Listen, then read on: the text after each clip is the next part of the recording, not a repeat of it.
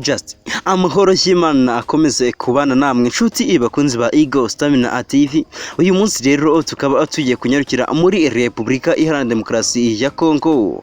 Leta ya Repubulika Iharanira Demokarasi ya Congo yafashe imyanzuro iremereye irimo guhamagaza ambasaderi Vincent Karega no guhagarika ingendo za Rwanda ku butaka bwa kiriya gihugu nyuma yo gushinja u Rwanda gutera inkunga umutwe wa M23.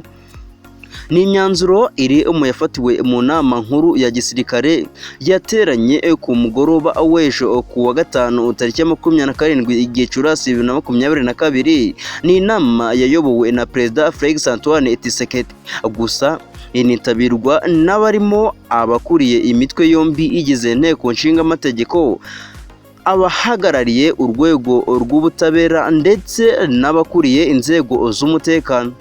Yateranye nyuma y'icyumweru kirenga muri teritwari ya Rutsuru n'iya Nyiragongo, zombi zo mu ntara Kivu y'Amajyaruguru, habera imirwano ikomeje gusakirana ingabo za FARDC ndetse n'inyeshyamba zo mu mutwe wa M23.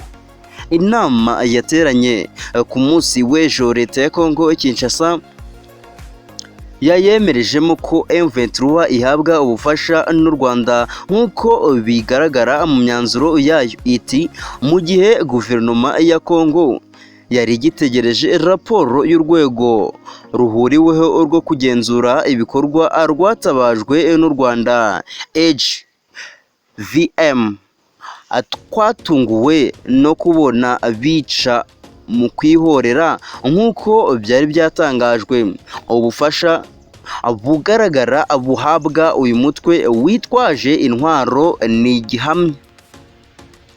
RDC yashimangiye ibyo irega u Rwanda, ivuga ko hari ingaruka za gisirikare zagaragaye ku butaka bwayo, amashusho afitwe n'ingabo zayo ndetse n'ubuhamya bwakusanijwe mu baturage byerekana bihagije ko M23 ifashwa n'ingabo z'u Rwanda.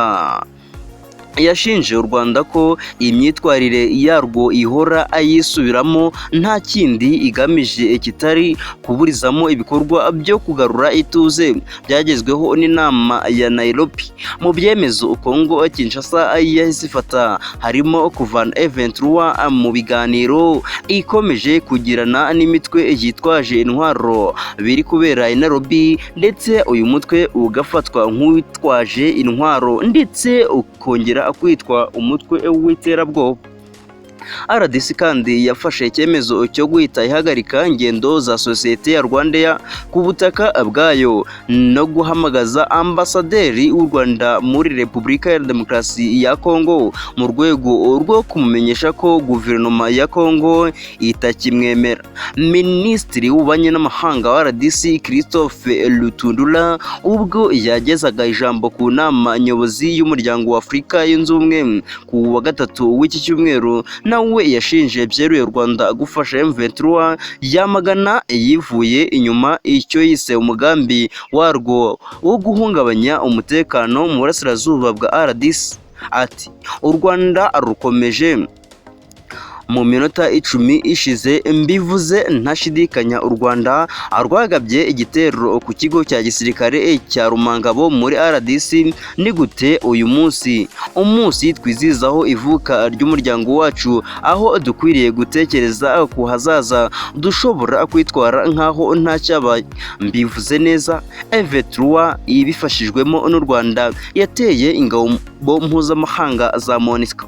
Guverinoma y'u Rwanda binyuze muri Yolande Macron usanzwe ari umuvugizi wayo iheruka kwamagana ibirego by'iyi RDC igaragaza ko imirwano uyu mutwe urimo n'ingabo za FARDC ari amakimbirane y'abanyekongo ubwabo adafite ahurira n'u Rwanda. Ati imirwano iri hagati ya FARDC na M23 na amakimbirane ari hagati y'abanyekongo ubwabo. Minisitiri w'ububanyi n'amahanga wa RDC akwiriye gusobanura impamvu FARDC iri gufatanya na FDLR interahamwe barashe ku butaka bw'u Rwanda ku wa 19 Werurwe 2022 no ku wa 23 Gicurasi 2022. Ku wa mbere tariki ya 23 Gicurasi nibwo muri Kinigi ho mu murenge wa Musanze haguye ibisasu byaturutse ku butaka bwa RDC ibikomeretsa abaturage benshi ndetse binangiza n'imitungo itari mike. Macron yavuze ko nubwo byemewe n'amategeko ko u Rwanda rusubiza ibitero byisubiramo bya RDC ku butaka bwacu, u Rwanda ntiruri mu mirwano ikomeje kubera mu burasirazuba bwa RDC ndetse ntirushaka kwishora mu bibazo by'imbere mu gihugu cya RDC. Yakomeje avuga ko u Rwanda rwifuza gufatanya n'ibihugu bituranye narwo mu gushaka igisubizo kirambye cy'umutekano muke muri aka karere. Yavuze ko iyi ariyo mpamvu igisirikare cy'u Rwanda cyasabye urwego rwa HVM gukora iperereza ryihuse kuri biriya bisasu biheruka kugwa mu turere twa Musanze na Burera biturutse ku butaka bwa Congo Kinshasa. Hagati aho RDC nayo yamaganye ibitero byo kuba ifatanya na FDLR mu kurwanya M23 ivuga ko ari ibihimbano.